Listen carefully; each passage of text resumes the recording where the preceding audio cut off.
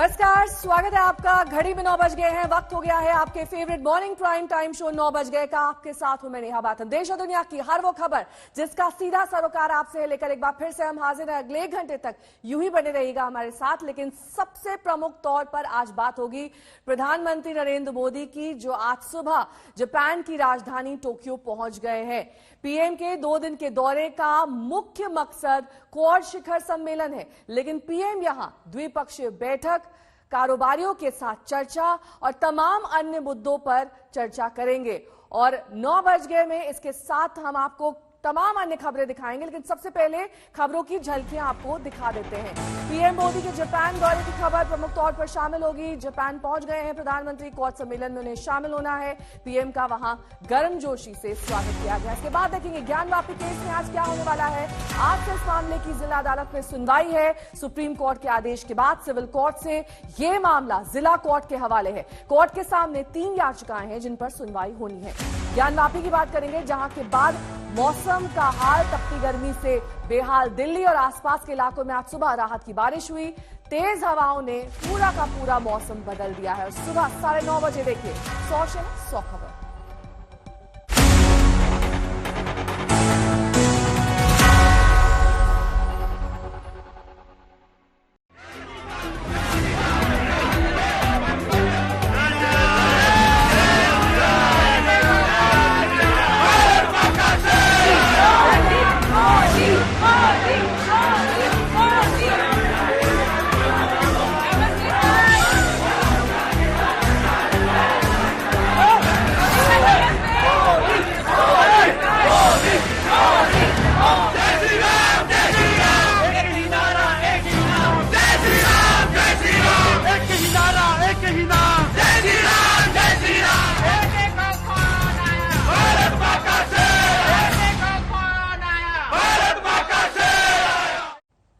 और प्रधानमंत्री नरेंद्र मोदी आज सुबह सुबह जापान की राजधानी टोक्यो पहुंच गए। पीएम के 2 दिन के दौरे का मुख्य मकसद क्वाड शिखर सम्मेलन है, लेकिन पीएम यहां द्विपक्षीय बैठक, कारोबारियों के साथ चर्चा और भारतीयों के साथ मुलाकात करेंगे। जापान में मोदी के नाम की धमक सुनाई दे रही है। टोक्यो एयरपोर्ट पर पीएम का गर्मजोशी से स्वागत किया गया।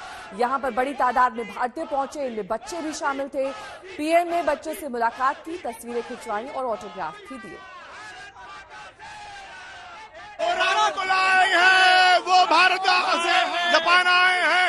जो राम को लाए हैं वो जापान आए हैं। जो राम को लाए हैं वो जापान आए हैं। जो कसाई सजाए हैं वो जापान आए हैं। जो 370 हटाए हैं वो टोक्यो आए हैं। जो काशी को सजाए हैं वो टोक्यो आए हैं। जो काशी को सजाए हैं वो टोक्यो आए हैं। मोदी जी अब आगे बढ़ो, हम तुम्हारे साथ हैं। मोदी जी। है, मैं ग्लोबल इंडियन वाह 5वीं कक्षा में पढ़ता हूँ। अच्छा। जापान में आपका बहुत स्वागत है। वाह वाह। May I have your signature, please? May you have your signature, please? तो कहाँ से सीख लिया तुमने हिंदी? हैं? Yes, I learned. हैं? बहुत अच्छा जानते हो। वाह। वाह। और जापानी में क्या लिखा है? Same here, same. ये हिंदी में 3 भाषा लिख दिया। मोदी जी।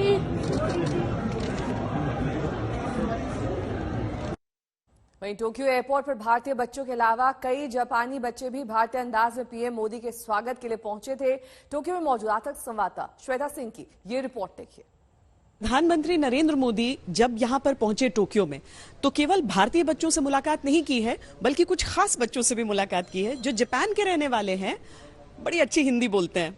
रित्सुकी हमारे साथ है। आपके साथ तो पीएम ने बातचीत की है, आप ये लिख कर लाए थे, ये आपने लिखा है?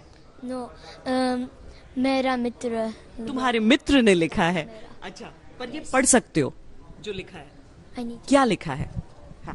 अधीरम प्रधानमंत्री मोदी जी, ये हमारे लिए सम्मान की बात है कि हमें जापान में आपका स्वागत करने का मौका मिला। हम खुशी से अभिभूत हैं। हम आपको क्वाड समिट के लिए शुभकामनाएं देते हैं। Students from global Indian international school. Students from global Indian international school, और सारे बच्चे वहां पर पढ़ते हैं। You saw the Indian prime minister? Yes, you liked him? I got the signature. Oh, you got his signature. ये autograph भी मिला है आपको यहाँ पर। और ये बाकी सारे बच्चे जो भारत के यहाँ पर रहने वाले हैं। आपसे तो मेरी थोड़ी देर पहले बात हुई थी। मोदी का फुल फॉर्म किसने सुनाया था मुझे? मैंने नहीं सुना था। आपने नहीं सुनाया था? ये पाब्लो हैं, ये इंडिया में रह चुके हैं। अच्छा, पाब्लो हिंदी बोलते हैं या नहीं? नहीं, ये हिंदी नहीं बोलते हैं। You have been to India? Yes, for 5 years. For 5 years you stayed there? When I was 4 years old till 9 years old. You don't know a little bit of Hindi? No. You met the Prime Minister? Yes. What did you feel? I felt good. You felt good. PM से मिलकर ये आप लाई थी। ये किसने sketch किया है? मैंने। अच्छा, PM ने देखा? हाँ, उन्होंने देखा और उन्होंने मेरा नाम पूछा एंड फिर उन्होंने मेरे सर पर टैप किया। अच्छा, आशीर्वाद दिया। यस। आपका? मैंने ये बनाया है, एक पोएम है और मैंने उनका स्केच भी बनाया? हाँ। अच्छा, मैं गाऊं? हाँ, गाकर बताओ। आज ये शुभ दिन, भारत के विश्व नेता से मिलने का दिन, उगते सूरज के इस भूमि में मोदी जी के स्वागत का दिन। मोदी जी के 4 शब्द प्रेम, धैर्य और प्रोत्साहन के, आशीर्वाद उनका मूल्यवान हमारे लिए। बहुत बढ़िया, बहुत बढ़िया। और ये सब स्वागतम को अलग अलग भाषाओं में लिखकर लेकर आए थे। ये फोटो के साथ भी प्रिंट आउट निकाल कर लाए हैं यहाँ पर। सब सुबह सुबह से यहाँ पर पहुंच गए थे। एक्साइटेड थे? Yes, very. मिले? अच्छा लगा? हाँ, बहुत अच्छा लगा। अच्छा लगा। वो सबसे एक एक रुक रुक कर मिल रहे थे? यस। सबसे रुक रुक कर मिल रहे थे? सबसे रुक कर मिले? देखा आप क्या लेकर आए? तो प्रधानमंत्री नरेंद्र मोदी की ये जो बच्चों के साथ घुलने मिलने की प्रवृत्ति रही है, और हर जगह जहां पर भी वो जाते हैं तो बच्चे ही प्रथम पंक्ति में रहते हैं और मुलाकात उनसे करते हैं, और उनकी भी खुशी से ये पता चल रहा है साफ साफ। आप भी ये लेकर आई थी, पर देने का you did not get the time to give this? Yes. Okay, but you wanted to give this to? Yes. Okay, that's very nice. तो इसी तरह की कोशिशें, लेकिन इन बच्चों के मन का जो उत्साह था वो कम से कम प्रधानमंत्री से एक एक करके मिलने के बाद वो अभी खुशी में बदल चुका है। पौलमी साहा के साथ श्वेता सिंह, टोक्यो आज तक। और टोक्यो से ही मेरी सहयोगी श्वेता सिंह इस वक्त तमाम जानकारी के साथ जुड़े हैं। श्वेता, देखिए, हमने बच्चों का उत्साह तो देख लिया, लेकिन आज क्या प्रधानमंत्री का कार्यक्रम रहने वाला है, उसके बारे में क्या जानकारी है? और साथ ही जो भारतीयों को संबोधन, जो उनकी पहचान रहा है, जिसके लिए हमेशा प्रधानमंत्री को उत्सुकता से वहां के लोग देखना और मिलना चाहते हैं, वो कार्यक्रम कब है? वो यहाँ के समय के हिसाब से नेहा 7:30 बजे होगा। 7:30 बजे प्रधानमंत्री सारे भारतवासियों के बीच पहुंचेंगे, और उससे पहले जो उनकी मुलाकातें हैं वो जापान के उद्योगपतियों से होनी है, जो यहाँ के बड़े बड़े ब्रांड्स हैं, जैसे यूनिक्लो हो गया, जो भारत में भी जिनके आउटलेट्स आपको नजर आ जाते हैं, लेकिन उनका कारोबार और बढ़े। और बाकी जो भारत की ओर आए नहीं है अभी, क्या वो भारत में निवेश उस तरीके से करेंगे? क्योंकि यहाँ के प्रधानमंत्री ने इससे पहले भारत के साथ जो एक तरह से आर्थिक गठजोड़ की जो नींव रखी, जो बात आगे बढ़ाने की थी, उस हिसाब से बहुत अहम है। तो अलग अलग उद्योगपतियों से उनकी मुलाकात लगातार चल ही रही है, और राष्ट्रपति जो बाइडेन अमेरिका के, उनके साथ भी एक साझा कार्यक्रम आज उनका यहाँ पर होने वाला है।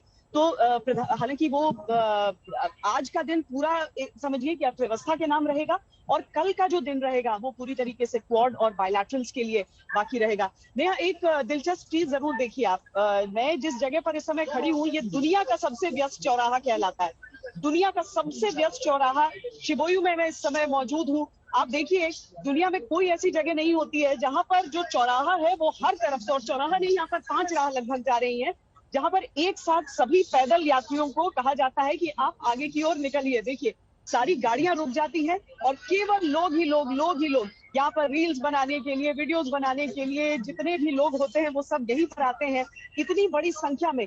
बावजूद इसके कि यहाँ की आबादी उतनी बड़ी नहीं है, लेकिन इतनी बड़ी संख्या में आपको कहीं भी एक साथ लोग सड़क पर चलते नजर नहीं आते हैं। नेहा, ठीक है श्वेता, बने रहिए हमारे साथ, आपके पास लौटेंगे, तमाम जानकारी आपके लेंगे। जाहिर तौर पर आपने टोक्यो का सबसे अहम इलाका हमें दिखाया, लेकिन आप देखिए जापान ने पीएम मोदी के जोरदार स्वागत की ये विस्तृत रिपोर्ट। भारतीय वक्त के मुताबिक पीएम सुबह 5 बजे जापान के टोक्यो पहुंचे। एयरपोर्ट का माहौल ही बता रहा था कि विदेश में रहने वाले भारतीयों के बीच मोदी का जादू कैसे है।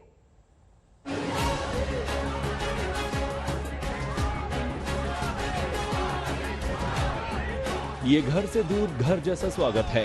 मोदी जी आप आगे बढ़ो, हम तुम्हारे साथ हैं। मोदी जी आगे बढ़ो, हम तुम्हारे साथ हैं। मोदी है तो मुमकिन है, मोदी है तो मुमकिन है, मोदी है तो मुमकिन है। ये दूर देश में अपनों का प्यार है।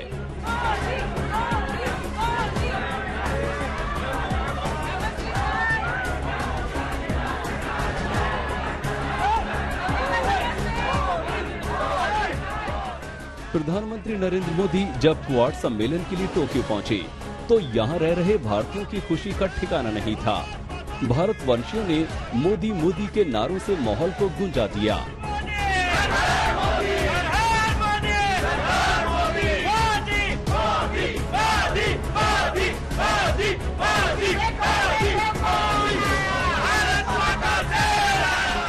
और पीएम मोदी ने भी उगते सूर्य के इस देश में पहुंचकर भारतवंशियों का जोश और उत्साह को दोगुना कर दिया।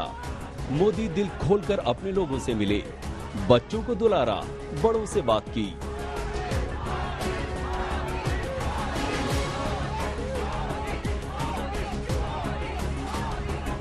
जापान में 40,000 भारत मूल के लोग रहते हैं और उनमें पीएम के जापान दौरे को लेकर कैसा उत्साह है, ये उसकी बानगी भर है।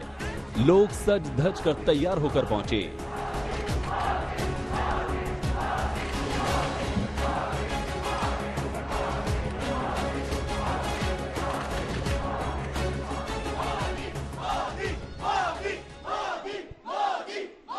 देखिए प्रधानमंत्री नरेंद्र मोदी भीतर चले गए हैं, लेकिन उसके बावजूद यहाँ पर लोग, क्या बच्चे क्या बड़े, सारे के सारे यहाँ पर आए हैं। इसके आगे वो रुकते हुए मिलते गए हैं आप सब। इस बार मोदी जी ने सबसे हाथ मिलाया है। इस तरफ भी गए हैं, उस तरफ भी गए हैं, छोटी बच्चों से नाम पूछा है और दिल उनसे मिलके बहुत खुश हो जाता है। पीएम ने काफी देर तक भारतवंशियों से बात की, जोश के साथ उनसे हाथ मिलाया। बच्चों के सिर पर हाथ फेरकर आशीर्वाद दिया। कुछ बच्चों से पीएम ने बात भी की। जिन बच्चों से पीएम मिले उनकी खुशी का ठिकाना नहीं था। तो कहाँ से सीख लिया तुमने हिंदी? हैं? बहुत अच्छा जानते हो। वाह। पीएम से मिलकर ये आप लाई थी, ये किसने स्केच किया है? मैंने। अच्छा, पीएम ने देखा? हाँ, उन्होंने देखा और उन्होंने मेरा नाम पूछा एंड फिर उन्होंने मेरे सर पर टैप किया। आशीर्वाद दिया। यस। आपका? मैंने ये बनाया है, एक पोएम है और मैंने उनका स्केच भी बनाया। हाँ। अच्छा, मैं गाऊं? हाँ, गाकर बताओ। आज ये शुभ दिन, भारत के विश्व नेता से मिलने का दिन, उगते सूरज के इस भूमि में मोदी जी के स्वागत का दिन। मोदी जी के 4 शब्द प्रेम, धैर्य और प्रोत्साहन के। प्रधानमंत्री नरेंद्र मोदी दुनिया के जिस भी मुल्क में जाते हैं वहां रह रहे भारतीय मूल के लोग उत्साह के साथ उनके स्वागत के लिए, उनकी एक झलक पाने के लिए पहुंचते हैं। और जापान में भी यही प्यार और अपनापन देखने को मिला। टोक्यो से श्वेता सिंह, आज तक।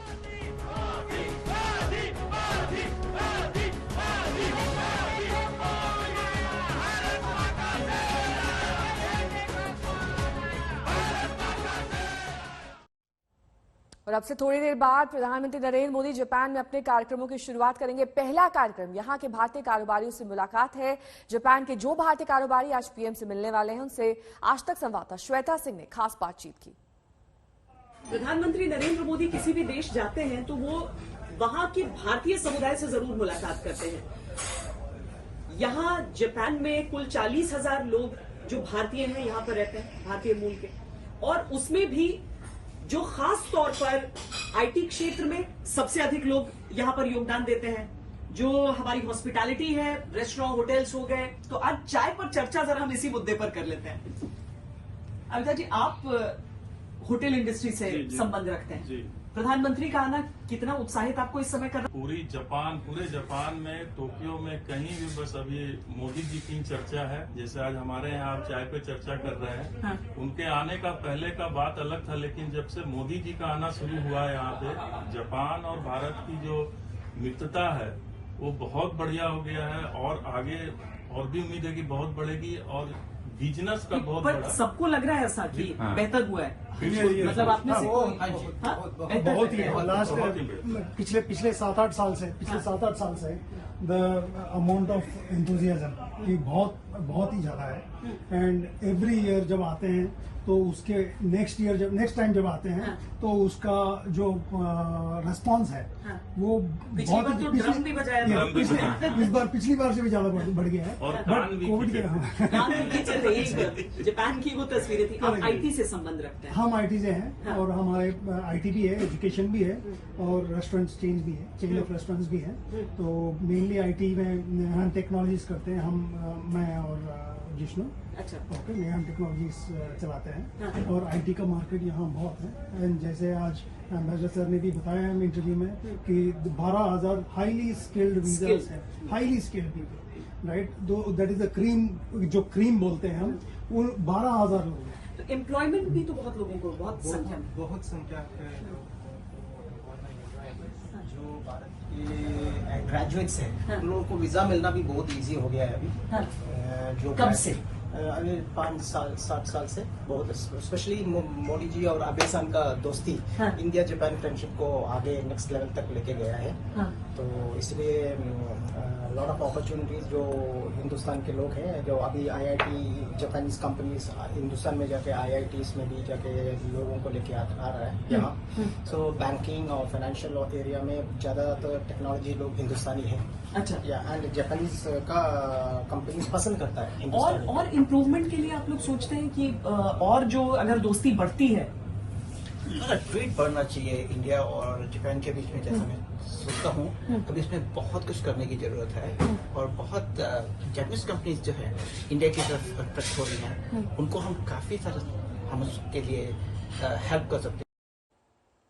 और अब अगली खबर का रुख करेंगे। सुप्रीम कोर्ट के आदेश के बाद आज से ज्ञानवापी मामले की सुनवाई वाराणसी की जिला अदालत में शुरू होगी।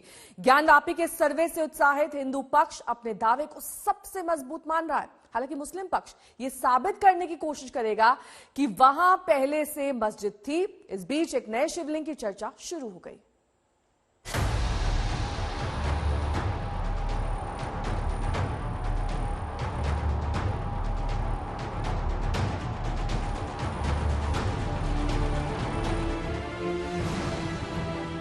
ज्ञानवापी के भीतर जो सर्वे हुआ और जो कुछ मस्जिद के भीतर मिलने के दावे हुए, उसके बाद से अचानक ये मामला देश भर में चर्चा में आ गया है। अब इन दावों को कानूनी कसौटी पर परखने का वक्त आ गया है। सर्वे के दावे से लेकर खुद सर्वे कितना सही है, इसको लेकर असली कानूनी जंग आज से शुरू हो रही है। दलीलों का ये कानूनी दंगल सुप्रीम कोर्ट के आदेश के मुताबिक जिला कोर्ट वाराणसी में शुरू होगा। सर्वोच्च अदालत ने इस अहम केस को सिविल जज सीनियर डिवीजन की अदालत से जिला जज को स्थानांतरित करने का आदेश दिया था। जिला जज अजय कुमार विश्वेश जिन अर्जियों पर सुनवाई करेंगे, उनमें कई अहम मसले शामिल हैं। उनको फैसला करना है कि मस्जिद कमेटी की दलील कितनी सही है कि सर्वे 1991 के धर्मस्थल कानून का उल्लंघन है। जिस जगह शिवलिंग मिलना बताया जा रहा है, वहां शिवलिंग की पूजा की इजाजत 5 महिला याचिकाकर्ताओं ने मांगी है। इसके अलावा एक अर्जी सरकारी वकील महेंद्र नाथ पांडे की है, जिसमें वजू के लिए दूसरी जगह व्यवस्था करने की मांग की गई है। ये पूरा मामला ज्ञानवापी परिसर में स्थित मां श्रृंगार गौरी के दैनिक पूजा अर्चना की इजाजत की मांग के साथ शुरू हुआ। बीते साल अगस्त में 5 महिलाओं लक्ष्मी देवी, राखी सिंह, सीता साहू, मंजू व्यास और रेखा पाठक ने अर्जी दाखिल की थी। इसी अर्जी पर ज्ञानवापी परिसर का सर्वे हुआ। इस बीच काशी विश्वनाथ मंदिर के महंत कुलपति तिवारी ने एक नया दावा पेश कर दिया। महंत के मुताबिक ज्ञानवापी के वजू खाने के भूतल में स्वयंभू शिवलिंग है और इसकी पूजा के अधिकार को लेकर वो कोर्ट जाएंगे। भूतल में कोई न मुसलमान का अधिकार था न कुछ है। जो नीचे हमारे जो भूतल की मैं बात कर रहा हूँ, मैं प्रथम तल की, हम विवाद में नहीं जाए, हम अपने विवाद को रख रहा हूँ। फिलहाल अब दर्शन नहीं होते, आप चाहते हैं कि वो दीवार दर्शन से जरूरी है बाबा का सेवा पूजा हो, उनका पूजा नहीं होता, पहले सेवा पूजा हो। देखिए दर्शन करना है तो दूसरा काम है, पहले बाबा को जब खोलेंगे तब तो बाबा के भक्त आएंगे। जब बाबा ही कैद में रहेंगे तो कब तक कैद में रखे जाएंगे, क्यों रखे जाए, उनका अपराध क्या है, वो विश्वेश्वर महादेव का अपराध क्या है, क्यों उनको कैद में रखा जाएगा। हिंदू पक्ष ने ज्ञानवापी में कई सारे हिंदू प्रतीक चिन्हों के मिलने का दावा किया है। आज जब जिला कोर्ट में सुनवाई शुरू होगी तो जाहिर है उन दावों पर भी गौर किया जाएगा। रोशन जायसवाल के साथ अभिषेक मिश्रा, वाराणसी, आज तक। तो आज से ही ज्ञानवापी पर वाराणसी की जिला कोर्ट में सुनवाई होनी है। सुनवाई पर सबकी नजरें टिकी हुई है क्योंकि अदालत में ये मामला पहुंच चुका है। सिर्फ जिला अदालत ही नहीं बल्कि सुप्रीम कोर्ट में भी ये मामला चल रहा है। कोर्ट के सामने 3 याचिकाएं डाली गई हैं। तहखाना खोलने और दीवार हटाने की मांग एक याचिका में है। वजू खाने का वैकल्पिक इंतजाम की मांग दूसरी याचिका है। वजू खाना सील करने के विरोध में भी याचिका डाली गई है। इसी पर जिला अदालत में आज सुनवाई शुरू होनी है और ये सुनवाई शुरू हो उससे पहले वाराणसी में क्या माहौल है, खासकर काशी विश्वनाथ परिसर में क्या हलचल है, लोग क्या उम्मीदें लगाए बैठे हैं, जानने की कोशिश की मेरी सहयोगी चित्रा त्रिपाठी ने। काशी विश्वनाथ का दर्शन करने के बाद लोग बाहर निकल कर आ रहे हैं। महादेव के रंग में हैं सब लोग। कहाँ से आई हैं आप लोग? हाँ जी, हम हजारीबाग, झारखंड। हजारीबाग, दिल्ली, अलकनंदा, ग्रेटर कैलाश, हर हर महादेव। ज्ञानवापी के बारे में जानकारी है आप लोगों को? क्या क्या सोच है आप लोगों की? अरे महादेव के उस पर बनाया गया है, महादेव को आना चाहिए वहाँ पे जी। वो लोग कह रहे हैं मस्जिद है। नहीं ऐसा तो नहीं है, मस्जिद नहीं, मंदिर ही बनेगा, मंदिर ही बनेगा, मंदिर ही बनेगा। तो जहाँ नंदी जी है वहाँ शिवलिंग का होना ऑब्वियसली है ही जाए। नंदी जी को देखा आप लोग? पूरा तत्व विभाग को बुला के जांच करवाया जाए कि वो मंदिर है कि मस्जिद है। वो मंदिर है, वो पूरा प्राचीन कालीन। पहले आप लोग मान के बैठे हुए हैं कि नंदी का मुंह उधर ही है। जब नंदी जी का मुंह उधर है तो महादेव भी वही है। नंदी जी का चेहरा उधर ही है तो महादेव भी उधर ही है।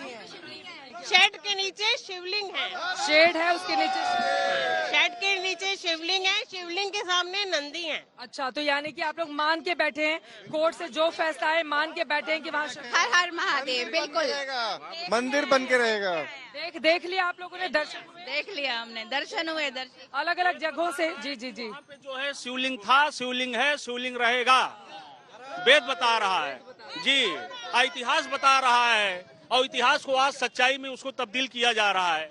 आपको बताते चले, ज्ञानवापी का जिक्र वैसे तो इतिहास के पन्नों को अगर आप खोलेंगे तो उसमें निकल कर आता है कि मंदिर के तौर पर ही पहली बार 1883-84 में ज्ञानवापी का जिक्र मस्जिद के तौर पर आता है। स्कंद पुराण, गुरु चरित्र या फिर 18वीं सदी के अंग्रेज इतिहासकार को उठाकर देखेंगे तो मंदिर के तौर पर ही बार बार इसके प्रमाण मिलते हैं। लेकिन मौजूदा वक्त में अदालत की दहलीज पर जब ये मामला है तो वहां से क्या आता है फैसला, इस पर रहेगी आज तक की नजर।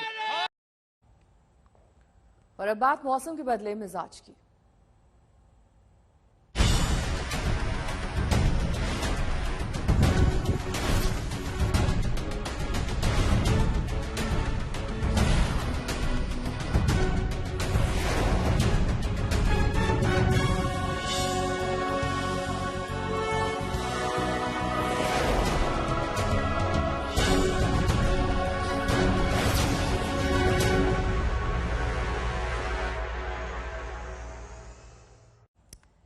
और अब बात मौसम भी करेंगे क्योंकि दिल्ली और आसपास के इलाकों में मौसम में राहत देखी जा रही है। तेज हवा के साथ रुक रुक कर हो रही बारिश ने पारा नीचे ला दिया है। 46 डिग्री की भीषण गर्मी के बाद मौसम की ये करवट बेहद सुकून देने वाली है। हालांकि तेज हवाओं के चलते कई जगहों पर पेड़ उखड़ गए हैं, इससे ट्रैफिक पर भी असर पड़ा है। लेकिन ये 8 इलाकों की तस्वीरें आप देख रहे हैं दिल्ली एनसीआर की, जहां पर तेज बारिश और आंधी ने मौसम का रुख बदल दिया है।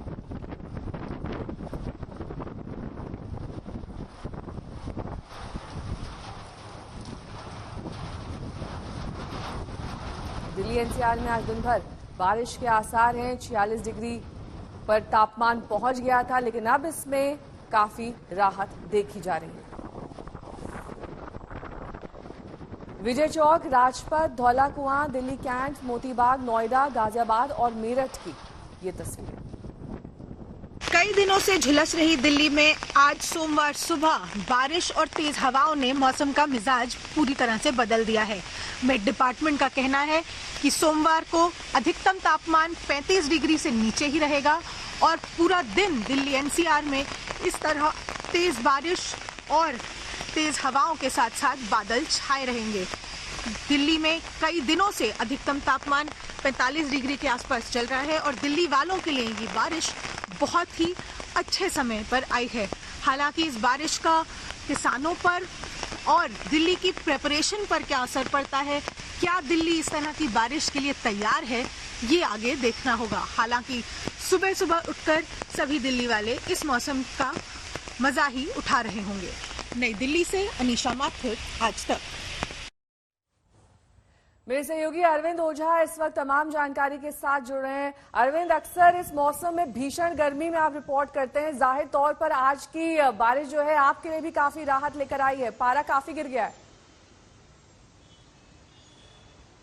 जी बिल्कुल बिल्कुल राहत लेकर आई है हमारे लिए भी और पूरे दिल्ली एनसीआर के लोगों के लिए। और नेहा, आप इससे अंदाजा लगाइए कि पिछले 40 साल में मई के दिन में सबसे मिनिमम टेम्परेचर वो रिकॉर्ड किया गया 17 डिग्री के आसपास। लेकिन सुबह के वक्त की अगर नेहा बात करें तो तेज आंधी तूफान भी आया और जिसका नतीजा आप सड़क पर ये देख पा रहे होंगे कि किस तरीके से जो कई जगह पर पेड़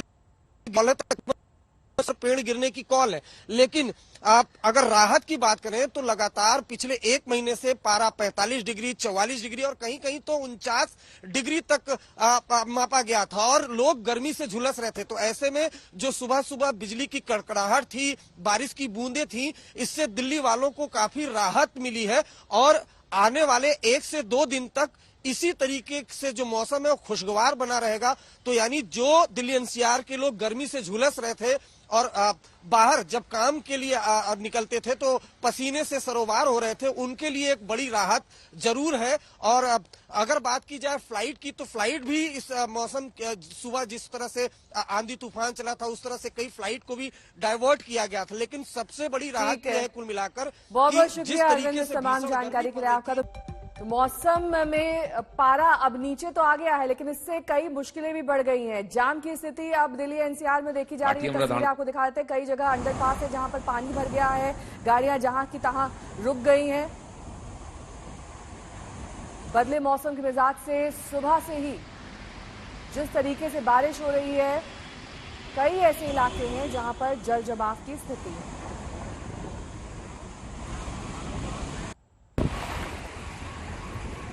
ऑफिस का वक्त शुरू हो चुका है। जाहिर तौर पर पीक ट्रैफिक की स्थिति में कई जगहों पर जाम की समस्या और इसके साथ ही धीमी गति से ट्रैफिक चलेगा। गर्मी से तो राहत है, लेकिन मुश्किलें भी साथ लेकर आई है ये बारिश।